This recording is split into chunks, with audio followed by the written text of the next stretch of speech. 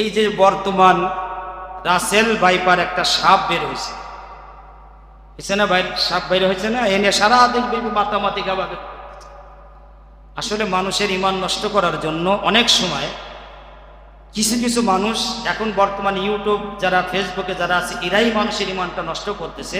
এর পিছনে অবশ্যই কোনো চাইল আছে। 2003 সালে কুষ্টিয়ায় এক লোক বের হলো যে তার পানি পড়া দিলে সব রোগ ভালো হয়ে যাবে। জোরে বলেন নাউজুবিল্লাহ। আপনাদের এলাকা হয়তো শোনেন নেই, সাতক্ষীরা, কালীগঞ্জ, মেহেরপুর বিভিন্ন এলাকার থেকে বাস, কোনো স্ট্যান্ডে কোনো বাস ছিল না, সব কুষ্টিয়া। উনি ব্যাটালিয়ন আনসারে চাকরি করত।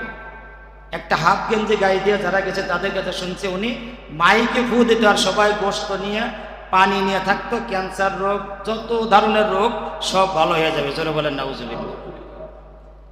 নিজের নামাজের খবর নাই, ওখানে লক্ষ লক্ষ মানুষ হতো, পায়খানা প্রসাবের কোনো ব্যবস্থা নাই। একজনে বলে, হুজুর কি যে অবস্থা, বাগানের ভিতরে গেছে জরুরত ছাড়তে, মানে কোনো জায়গায় বসারও কায়দা নাই, এই একেবারে পুরো নোংরাই আছে। এই সমস্ত বিশ্বাস আপনারা করবেন না। ঈমান নষ্ট করার জন্য বিভিন্ন সময় এরকম বের হয়। 2007 সালে হঠাৎ করে রাত্রের বেলায় খবর হলো সারা দেশব্যাপী যে বাঁশের কুঞ্চির পানি যদি খায় তার সব রোগ ব্যারাম ভালো হয়ে যাবে। আমার কাছে ওই রাত্রের বেলায় কয়েক জায়গার থেকে ফোন আইছে যে ভাই এই বাঁশের পানি খান, সব রোগ ব্যারাম ভালো হয়ে যাবে। শুনছিলেন না এরকম? বাঁশের পানি খাইলে, জানুয়ারি মাসের ঘটনা, জানুয়ারি মাস শীতকাল, ওই সময় বাঁশে এমনি পানি থেকে বেশি, বলে আজকের পানি বেশি হয়েছে, এই রাত্রে খাইয়েন।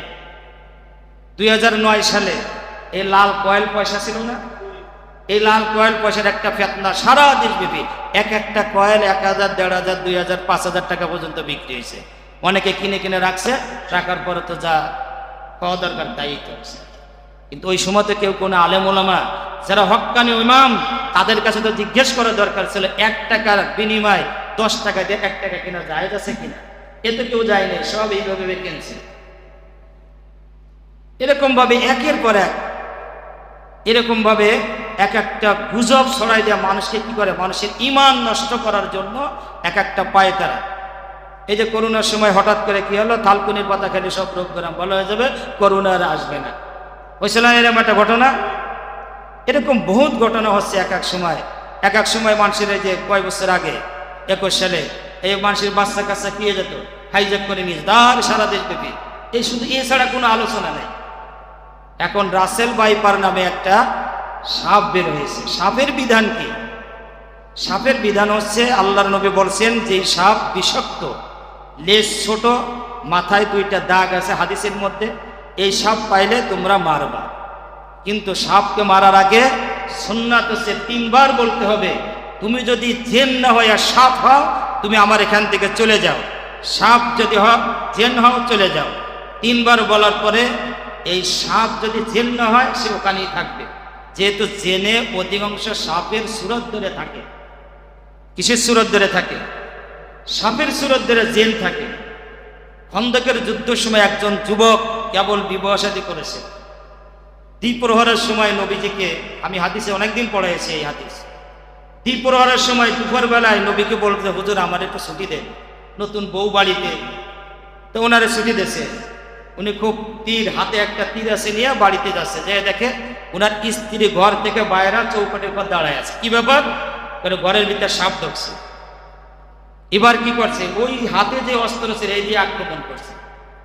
হাদিসের ভিতর বলেন, আক্রমণ করার সাথে সাথে সাপ আগে মারা গেছে না ও আগে মারা গেছে এইটা কি স্মরণ নেই। অর্থাৎ এই সাপের পর আঘাত যখন করছে, সাপও মারা গেছে ও মারা গেছে। আল্লাহর নবী তখন বললেন যে তোমরা যদি কোনো সময় সাপের পর আক্রমণ করো তাহলে তোমরা কি করবা, 3 বার তাকে সতর্ক করতে হবে, তুমি যদি জেন হয়ে থাকো তুমি বের হয়ে যাও, বের হয়ে যাও।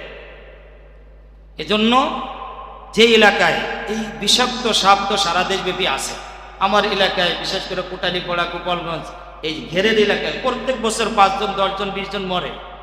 শীতকালে যখন ধান লাগায়, শীতের মৌসুমে দাগ লাগাছে এইভাবে ওই কাদার ভিতরে এইভাবে শীতকে দিয়ে থাকে, মানে ওর রক্ত জমে যায়, ও নিজেও অনুভব করতে পারে না।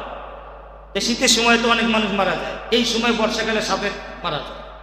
এজন্য আমার অভিজ্ঞতায় যতটুকু আমি বলি, সাপ যদি কোনো এলাকায় দেখা যায়, যেহেতু আমার অস্থায় ইউটিউবে যাবে সবাই জানবে, সাপ যদি কোনো এলাকায় ক্ষেতের মধ্যে দেখা যায়, হলুদ আছে না, হলুদ, শুকনো হলুদ, ওখানে পোড়া দিলে এটা যদি জেন সাপ হয়ে থাকে, যারা জেনে ধরা রোগীরা কিন্তু হলুদ শুকায় অনেক সময়, ওরা থাকতে পারে না এলাকায়, আস্তে ওখান থেকে চলে যাবে। হলুদের ঘেরান সাপে সহ্য করতে পারে না।